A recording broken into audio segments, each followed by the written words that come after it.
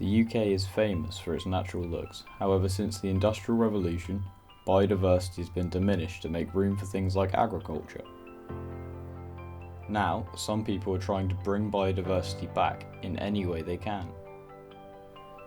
Freshwater bodies are one of the most biodiverse habitats in the UK, and at my family's farm in Dorset, we built one to try and bring some new species back to the area.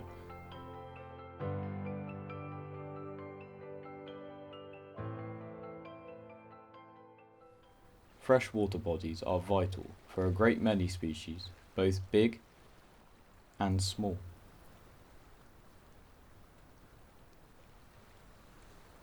We made this area so that there was a place where nature could grow without being disturbed too much by agriculture, and we hoped it would become a place where we could get back to nature. After a long process of digging the ditch in 2018 and then putting the banks in with clay, we were ready to start filling the ditch with water in 2020. The water body diverts part of the watercourse through a pipe to keep it filled up, but doesn't take enough to slow the flow of the stream too much. There is also an exit pipe that diverts any water that would burst the banks back into the stream. It didn't take long for nature to start changing the area. Plants started to sprout, and before too long, animals started to make the habitat a regular visiting place.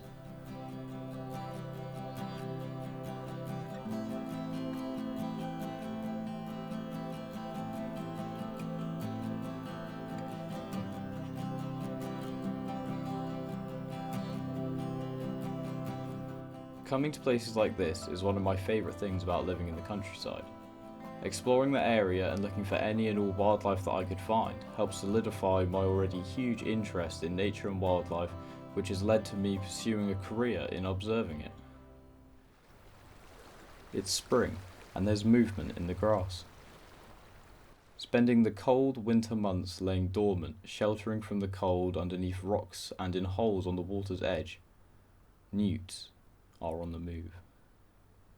Newts, like most amphibians, slow their metabolism down in winter so that they use less energy and don't have to venture into the cold so often to look for food.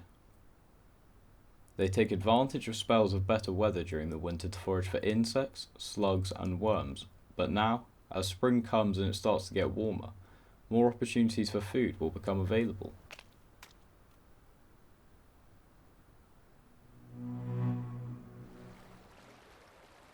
Luckily for newts, food is about to be abundant. Spring means amphibians like frogs and toads have been breeding, releasing spawn into the water. Animals like newts, beetles and foxes are more than happy to make the frog spawn an easy meal.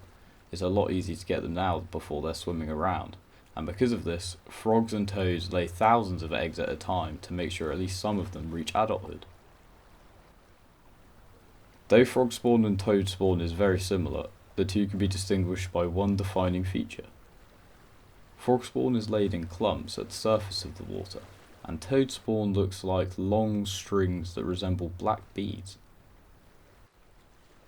For about 3 weeks, the little tadpoles develop inside the eggs, eating the high-protein yolk sacs to help them grow until they're ready to emerge into the pond.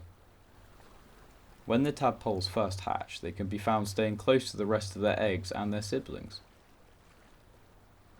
The tadpoles still need to eat the eggs for protein, but it's hard to find a place to eat when you have hundreds of hungry brothers and sisters trying to steal your seat at the table, so they will also eat algae, plant matter, and insect larvae.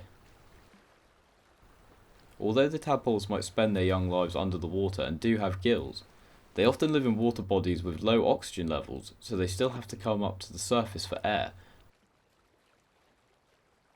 They spend most of their time sheltered under the plant matter where it's safe.